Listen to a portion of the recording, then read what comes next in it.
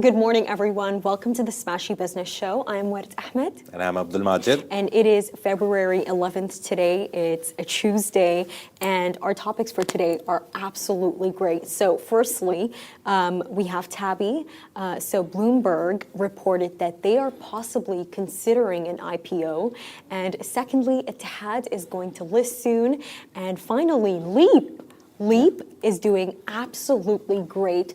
In just one day in Riyadh, in Saudi Arabia, they have signed $14.9 billion in deals. Yeah. But anyways, how are you doing, Majid? I'm good. How are you? I'm good. No, I'm doing well.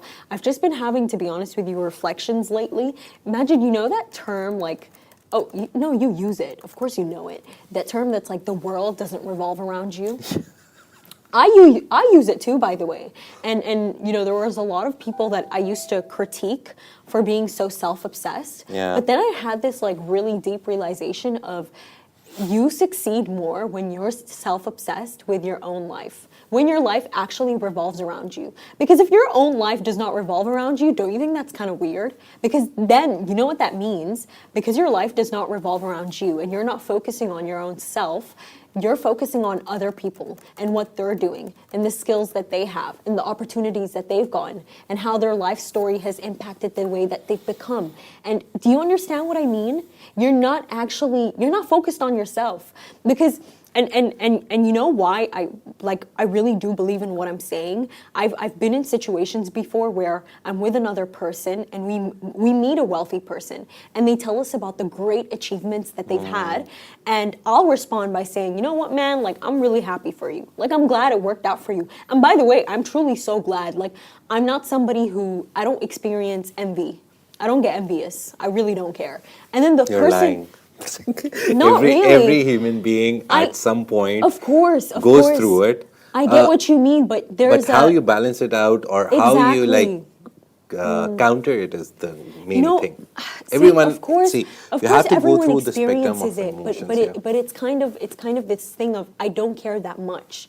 It's not that I don't envy you. It's more of a I don't care about you, so I don't have time to envy you. Does that make sense? It's not more of a I don't feel that emotion. Yeah. It's just more of a I'm on my own journey. Do you know what I mean? Yeah. Like I'm envious of the person I'm about to become. You basically follow the idea that I'm minding my own business. You mind your own business. Yes, minding your own business. Yeah. Some of you need to do that more. But anyways, and the person beside me while we're meeting that wealthy person is like, "Oh my God, why don't I have this but they have that?"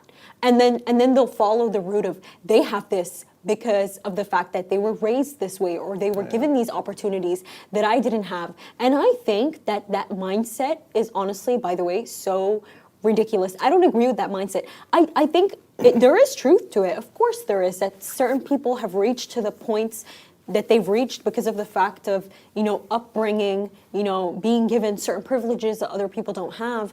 But when you meet somebody else, your first thought should not be, you know, they have this because of this. It's, okay, what skill set, what personality trait, what's something that they have that drove them to the point that they are in. That's, by the way, that's what I think. Yeah. Like when I meet certain successful people, but you know, their families have always been successful. Honestly, Majid, I don't look at their upbringing and the privileges that they've had, but rather I sit there and I'm like, what's a certain personality trait that they have? Whether, you know, it's being really open-minded or, you know, and being open-minded is so important. A lot of people are not, by the way. And open-mindedness, it's not just about accepting people, but it's about accepting people's ideas. Yeah. So I actually look at the trait that the person has. I really do. Like, I analyze it. I'm like, okay, how can I develop this trait and how can I be better as a person? But what do you think about that? Do you think that your world should revolve around you? Basically, we're just telling you guys that you shouldn't complain. No, that's not. the gist of it. It's not that I'm if saying you don't have complain. anything, just build something from scratch. Everyone has a different story. Some people start from 0 and they reach 100. Some people start from 90. Again, they are born with a silver or golden or maybe a platinum spoon. Some very rare earth mineral spoon. And they have a lot of backing. My idea of life is very simple. Again, I would go for suggestion to a person who never had a fallback option and then he built something. For me, people who've always had a fallback option and then they built something great. So I look at them, I appreciate it, like, good job, whatever you had, you built something from this. But I believe the truly inspiring, motivating stories in Hollywood, in Bollywood, in any word, any cinema even, and even in real life, when you look at people and you see a person who's literally built something from nothing, those are the actual inspiring stories. For people, I'll give the very famous example that I love is Trump said, oh, my father kicked me out of the house with $1 million. Okay. Everyone would want a father like that who would kick them out of the house with $1 million. So you starting from a place of privilege or a place where you got an advantage over like millions and billions of people, and then you built something. Okay, I appreciate what you built. That part is good, but you built something on the backing of something. You didn't come from zero literally. You know what this is actually reminding me of? So just this morning we published this new story and it's regarding Hussein Sajwani. And basically right now, if you don't know, the World Government's, it's a funny story. The World Government Summit is going on, and yesterday was day zero, and today is day one. Yes, today is day one, and it's going to be, I believe, until February 13th. And Hussein Sajwani was there, Mohammed bin Ghati, a lot of people were there. Sheikh Hamdan, His Highness Sheikh Hamdan, His Highness Sheikh Mohammed, my best friend Eliazi Meheri was there. So there were a lot of people who were there. But anyways, back to the story. So basically, Sajwani started telling everyone about how, you know, there was a time where his business was incurring like 98% in losses. But this is where it gets really interesting. The way that his business was saved and the way that he was able to actually pay his employees and come up with salaries is because his financial advisor suddenly found 20 million dirhams in a bank account in Bahrain. And I just remember when he was saying it, it just really sounded really hilarious. Like, oops, like, you know, I just found 20 million dirhams in a bank account in Bahrain. And keep in mind, like, this is years ago. 20 million dirhams years ago is worth a lot of money. At least it was double in value. Like, how could you? And to be honest with you, by the way, when I was listening to that story, I was like, you know, listen, like, Hussein Sajwani, I love you. I love what you've done. You know, I'm a part of the Damac Hills group. I love Damac Hills. However, I think there's an issue with his financial advisor, because why would you forget that there is 20 million dirhams in a bank account in Bahrain? See, you saw the human side of the story, but for me, the main idea was never put all your eggs in one basket. And that is what was being done by his financial advisors. So it was actually a very clever move that they put money somewhere.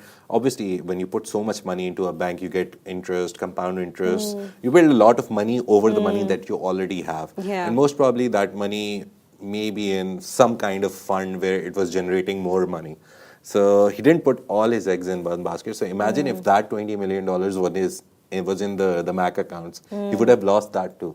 So very good, very nice lesson out of this funny story that he told, that you should have like diversified investments because you never know, one business can one day suddenly, we saw in COVID. COVID is like the best real-time recent example where businesses worth millions and billions shut down in a day because they couldn't live with COVID.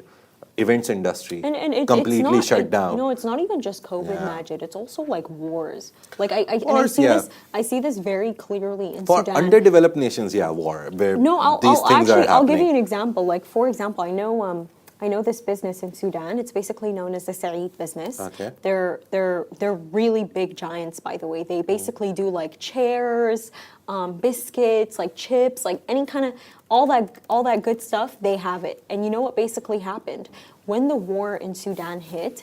I believe they had over $25 million in cash, in what's it called? In a safe in the actual factory, all stolen. All gone. And the people who had their money in the banks, there was no money. The banks were destroyed. And to be honest with you, I even remember, like, you know, they spoke to us and they said that the biggest regret here is that we didn't diversify. We didn't place our money in like different countries, and we should have expanded our business at least into like Egypt, which is very close by to Sudan.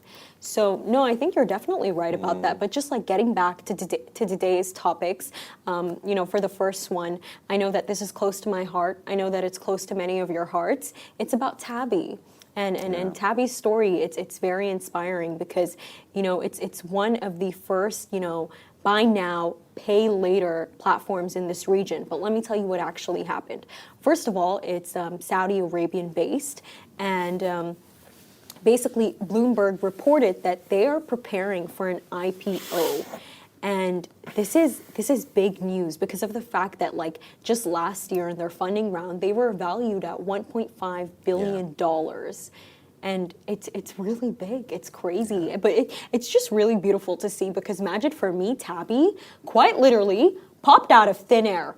Just out of nowhere, when I was like, when I was just ordering online, every single website, Tabby. And it's like, it just popped out of nowhere. They just had the first mover advantage in the region. Vard asked me the question before the show, and I think we should Google it, but who was the first ever BNPL service in the world? Most probably it was a Western company from the West. But the good thing about these guys is they brought it to the region, but they didn't just copy-paste the idea.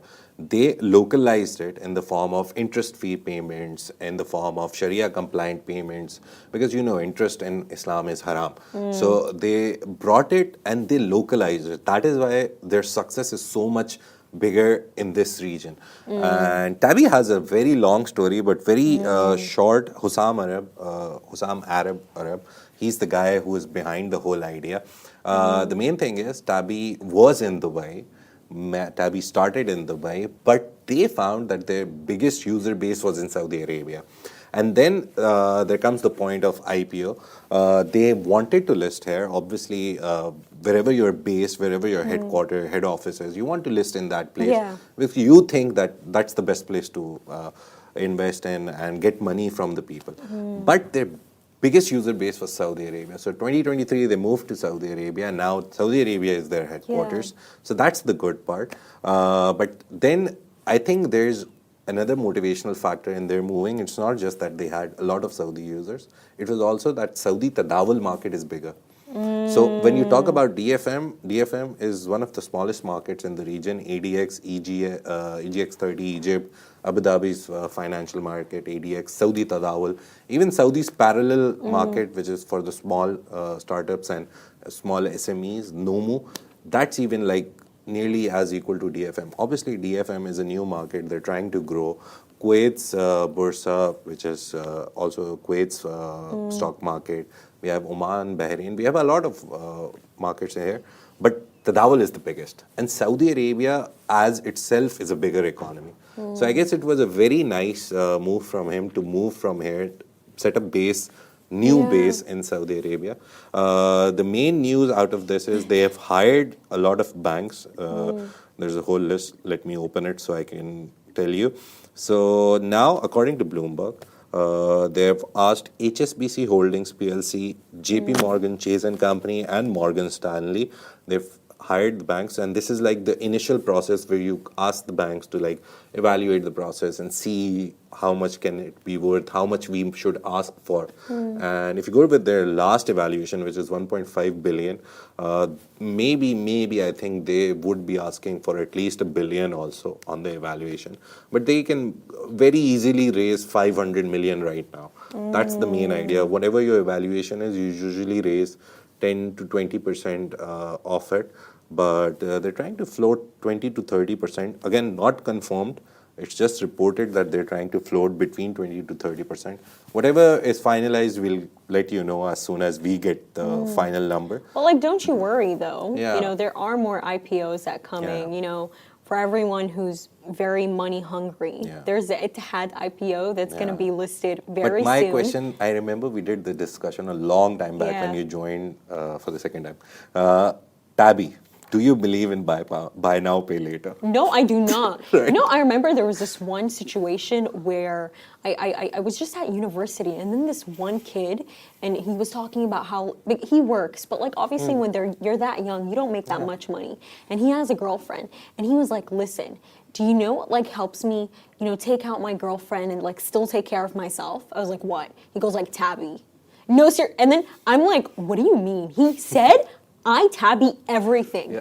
Imagine People he do. tabbies everything. Like this shirt tabbied, this gift tabbied, and we just all looked at him like very concerned. Like, how many things do you have on Tabby? I just would personally not do Tabby because it's in the end of the day, like I'm gonna incur the expense. It's just coming next month. Why not do it now? I think it's a very good idea. Again, it's in my brain, it's like a credit card because I'm very scared of credit cards because I don't want to spend what I don't have. Really? Not scared, like, but this is how my brain works, and a lot of people who are not you're into credit comfortable with cards, it? their idea is that don't spend what you don't have. Because there may come a point when you're overburdened with the debt that But you it raise. doesn't have to work like that. You know what Yeah. you can do, Majid? Because the reason why people, by the way, use credit cards is because of the benefits that they give you. they give you like a lot. know, free airplane Yeah. tickets. Like you get so many benefits. And do you know what certain people do? They have like more than one bank account, and for their credit card, what they're actually taking from their credit card, Is the that's discounts actually and all that, yeah. yeah. That's their actual salary that they have in another Yeah. bank account. And so once they reach a certain limit, they just take that salary that they would have anyway spent and they put it back into their credit card. Yeah. And just like that, because you keep spending like that. No. By the way, this saves people's lives. It Do you know how many needs a people lot I've of seen? discipline. See, I am a very spendthrift kind of a person. Sorry, not spendthrift. I'm a very like royal kind of a person. If I have Royal? a salary, in my brain I am a royal. If I have a salary and I have a credit card, I'll spend both of them, and I'll be like, okay, Oh, now what I am in happens debt. next? What do I do? So people who have discipline, they can manage, like they keep the salary in their account and they spend from it and then top it up.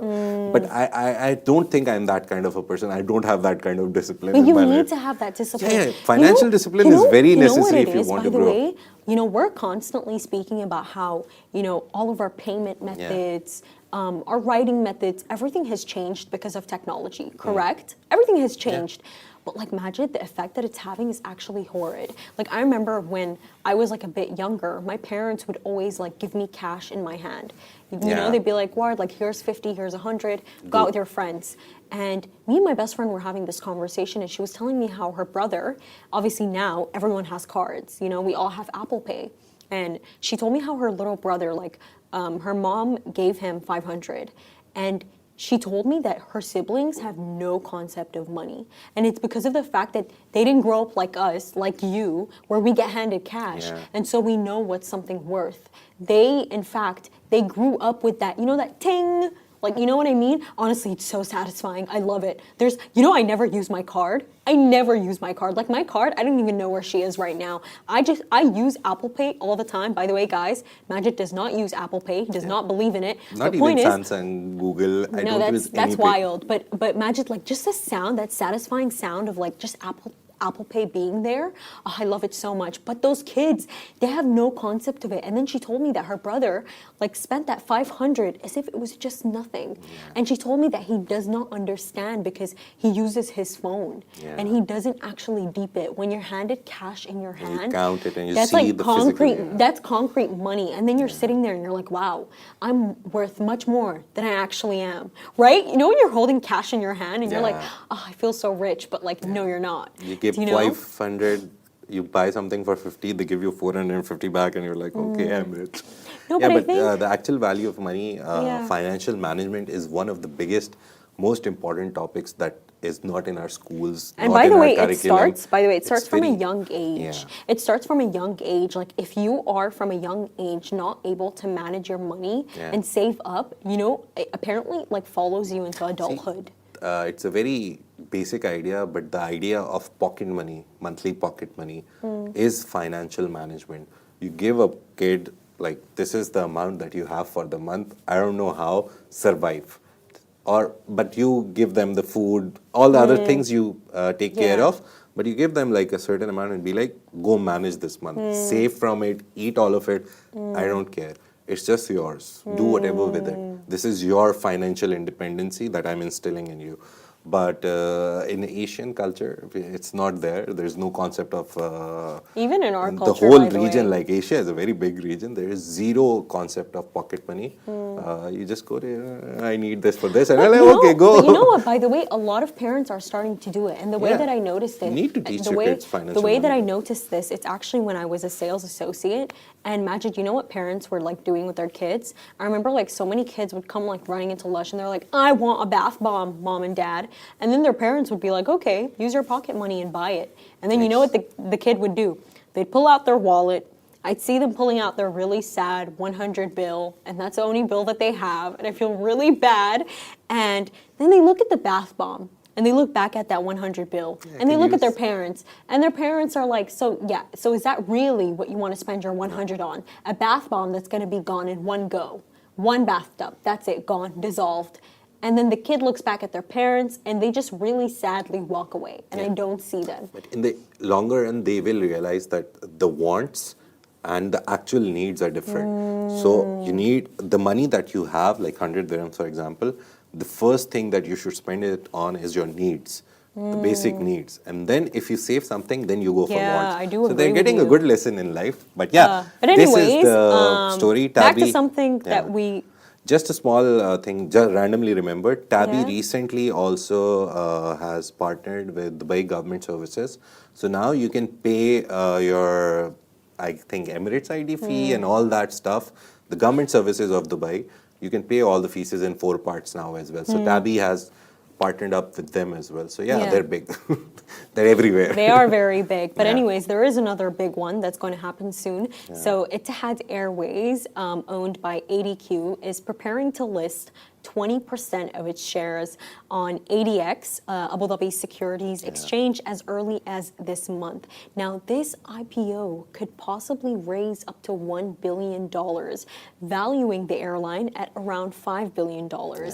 Now, this in itself, it's really such good news because of the fact that I feel like more people need to realize this. When a company is actually able to IPO, that means it's actually doing financially well and that it can afford to do so and that people would be really interested in buying from it.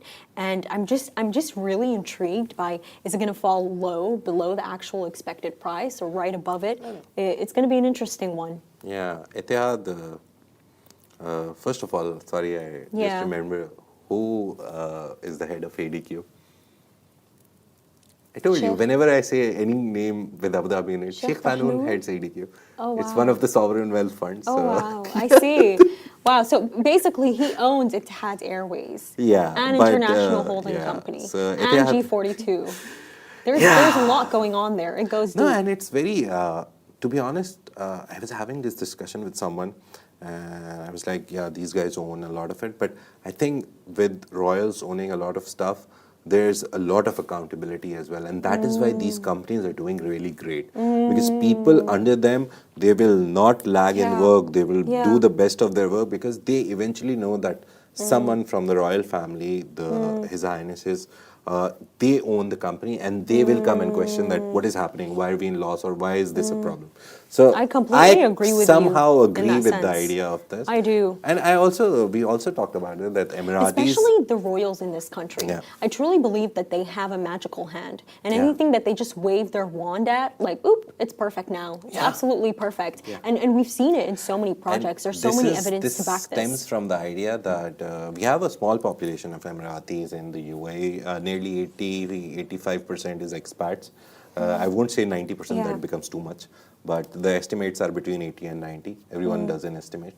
But they're in small numbers, so what I've realized is as they grow up, they're prepared for leadership positions.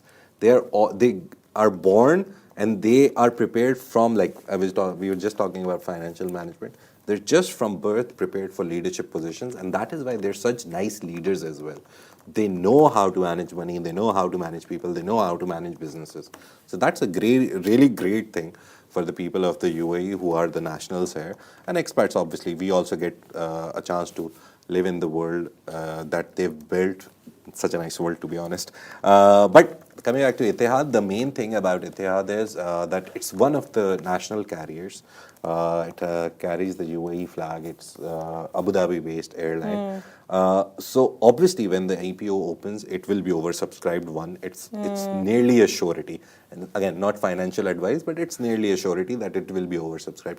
To be honest, what I believe is they will have cornerstone investors, some big people, some big companies coming in and already saying that this part of the IPO, this part of the shares is ours already, and they'll commit the money in the start. So I don't think Etihad, a company like Etihad, will come down to a retail investor, an individual investor like you and me. It will go to the institutional investors and the big guys who will, before even the IPO goes live, they will invest in it. But it's good that they'll get an injection of cash and eventually they will make their services better. But That's more the main so- idea for But more so than all that, Majid, to be honest with you, I'm just really happy that there's opportunity for investors in the Yeah. market. I think that, for a lot of people in the Middle East, the more IPOs that they see coming, I mean, the wave of people that's going to usher into the country is something that it's not to be underestimated at all. We always, I always hear it over, by the way, over over conversations, over tea, over coffee, of people saying like, what should I invest in? And we invest are in these telling you companies. what you should invest in. It's Yeah. these companies that are coming up. and Again, they're- not and they're financial really advice, important. but yes, still, we can just only suggest that these companies I'm not are doing suggesting. well. I'm more of just saying Yeah. that the market in the UAE, the market in the Middle East, you guys have so much opportunity here, and it's a successful market, and it's only going to get better. And the most important thing that I've realized over the years, like now, since seeing the biggest Talabat one, Lulu going on ADX, a lot of big IPOs. Nice One, Rich mentioned, I remember. Nice One is one of the first biggest e-commerce IPOs that went live on Tadawul. So these new IPOs, new industry IPOs, like an e-commerce platform going for an IPO is it's not like rare in the world, but it's very rare in the Middle East that you hear an e-commerce platform going for it. So the main thing is they're paying dividends as well. Usually it's not the case. Not every company which goes for an IPO, they'll be like, okay, buy our shares and keep them and we'll pay you a dividend, certain dividend on it. And Lulu, I remember, it nearly went up to 70% of the profit. So whatever profit they'll get, they'll nearly give 70% of back to the people and 30% will be reinvested into the business. So you get dividends out of it. That's the most important thing. So you're getting extra money. You just hold the shares, and whatever number of shares you hold, you'll get money over it. It's not just that your shares will appreciate as well. Yeah. So that's a very good idea right now. It is in a the Middle very East. good idea, Yeah. and it's a long-term game. It's not a short-term game. That just to tell you, because we're talking about so much financials, someone may take it that we're saying, no, they're great. They'll make you a millionaire in a day. Crypto can, but that's not even a good place to invest if you're not into it for a long run. You know what's so crazy about crypto is that, just recently, Prince Al-Walid bin Talal, he did an interview with Carl Tuckerson, and he said that, I don't like crypto. I don't trust crypto, and I don't believe in crypto, and I think that you can invest in a billion things, but I'm never going to invest in crypto. And then what's even more entertaining is that he proceeded to say, I believe it was JP Morgan, the head of JP Morgan, and he was like, he doesn't believe in crypto either. But I feel like we're all forced to believe in it and invest in it because that's the way that the world is moving. And that's a timeline that we also need to move in to catch up. His idea is really great. The logic that he has behind it is that if I can't take that and spend it on something, then what's the use? Because stocks, you can actually go to a bank and say, see, I have these stocks in this company valued at this, give me a loan. And you can take loan on the bank, from the bank on the basis of the stocks that you have in different companies.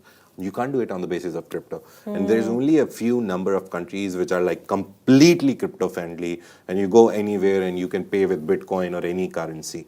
So El Salvador is one of them. There's like very small 2-3 nations which are completely crypto friendly. You can literally go and just pay with crypto. But it has to become completely, like we were talking about all the pays, Google Pay, Apple Pay.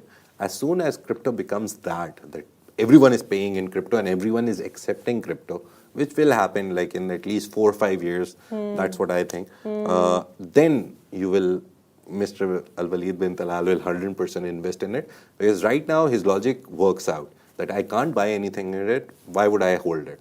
So as soon as that happens, then obviously he will also invest. So that logic will become fallacious at that point. Yeah. So let's see, future, We will no one see. knows the future right now. Nobody it's so knows the complicated. future, but we all know the present. And right now in Saudi Arabia, it's going crazy. So Leap there is happening. It's a summit. It's happening in Riyadh. And on their first day, they have signed $14.9 billion in tech investments. I mean, the amount of investments on this list, it is so difficult to just throw it all at you. But, I'm going to start. One of the ones that really stood out to me is that Grok, which is backed by Elon Musk and Aramco Digital. They signed a $1.5 billion investment to build the world's largest AI inference node in Saudi Arabia. You have Databricks, who signed a $300 million investment to roll out PaaS services for developers. And then there's honestly so many names here, but those that really stand out to me are Lenovo, you have Hawaii, it's like all the Google Cloud, it's like all these tech giants are coming together, and they're coming together in Saudi Arabia. And this is not the first time that we're seeing this. At the end of 2024, Apple announced that they're going to start opening their flagship stores in Saudi Arabia. So it's just beautiful to see that they're seeing the opportunity here. By the way, I've never seen a summit that's this busy. I saw it from the videos, and the people there, they have this like infectious energy to them, Majid. They're so excited. They're so excited for what's to come. Not only are foreigners actually coming into Saudi Arabia and they're excited about the change that's happening, but it's the people there. They have this energy and they're welcoming it, and they're so excited to see it happen, and they want to be a part of it. And it just really made me happy because, I was just at Sharjah Entrepreneurship Festival very recently. And so to see Leap like this filled, this big, obviously, of course it is, it's Leap. It's amazing to see, women and men alike all there. And they're ready for the change that's gonna occur, a part of the Vision 2030 strategy. So today is day 3 actually of Leap, and Worth gave you a whole update of day 1. That went by so fast. Yeah, day 2. So day 1 was 14ish billion. Day 2 was $7.5 billion in deals, and majorly it was about tech and AI investment. So day 2, the big thing that I saw again. Datavolt is a company which, in collaboration with NEOM, announced a significant investment of $5 billion, and they'll establish the first fully sustainable AI data center in Oxagon, which is part of NEOM. So this is that one story that caught my eye. Zoom, the thing that became so big in COVID because of Zoom meetings and everything is now, let's Zoom it. Zoom has pledged $75 million to drive AI innovation and establish new data centers. So what they're doing is, in Saudi Arabia, they'll set up their own data center for their own services. So that's a $75 million investment, which will fly into Saudi Arabia. Saudi Arabia Railway also announced a $51 million investment in a private fiber optic network. So a railway company investing into fiber optics, again, diversification at its core. So a lot of things are happening at Leap. Obviously, everyone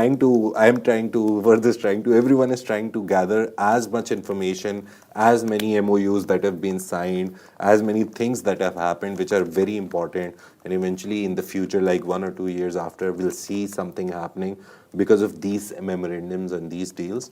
So we'll keep you updated. Day 3 has started. More billions and more deals will surely 100% come out of it. We'll tell you about that tomorrow as soon as we get the press release and the numbers and the announcements. So you can look for everything, all the details, whatever the summary we have from the day. We put it in our newsletter and push it out, so you can subscribe to it. Yes, please do. Thank you so much for watching, everyone. This is Smashy Business Show, a Smashy Business production under the Augustus Media Podcast Network. As Majid said, you can find our newsletter on Smashy TV, and please follow us on all of our channels. Tune in for tomorrow.